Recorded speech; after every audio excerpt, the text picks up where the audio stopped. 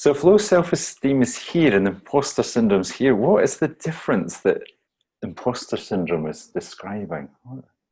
I did a graph that I presented on the workshop, and because my argument was, I think I said, is it possible to have imposter syndrome if you have high self-esteem? And I kind of pondered over that question a little bit myself, and I was like, is it possible? And I thought, yeah, I think it is. I think it is, depending on the level of risk that we're putting ourselves at. So let's say somebody like President Trump, who has massively high self-esteem. That guy rocks it. Like him or hate him, he rocks solid self-esteem.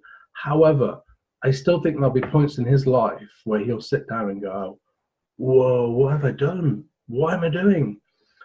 They'll be very brief, and that's when his imposter syndrome will kick in. They'll be very brief, where he stands back up in his cocky attitude and goes, I'm good with that, and then carries on. So I don't think it matters how solid your self-esteem is, there will always be moments of. Look at Richard Branson, an amazing guy, an amazingly successful guy.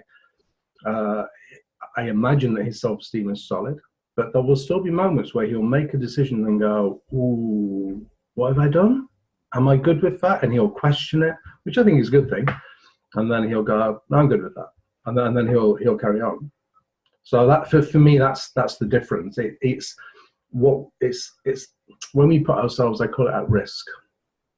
And it's the level of at-risk factor in comparison with your self-esteem. Yeah, so we put ourselves out of our comfort zone into a risky place for us, and that moment of self-doubt where we think, yeah, am I doing the right thing? Am I able to do this thing? Yeah, stretch myself into. And depending on the at-risk situation. So if it's, for example, I read a lot of forums on Facebook around opening private practice and people looking for clients, and I think that's another place that the desire came from to write the course, is because I reckoned a lot of imposter syndrome in up-and-coming therapists, and I thought there's a real need here to kind of I guess encourage people across the line and say, come on, you can do this, recognize what's happening, and then you can do this, because I've done that myself.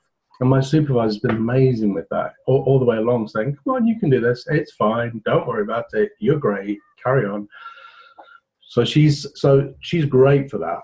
And I recognized that there was a lot of low self-esteem and imposter syndrome in therapists. And I thought, if we're working with this in therapists, then we have to recognize it ourselves.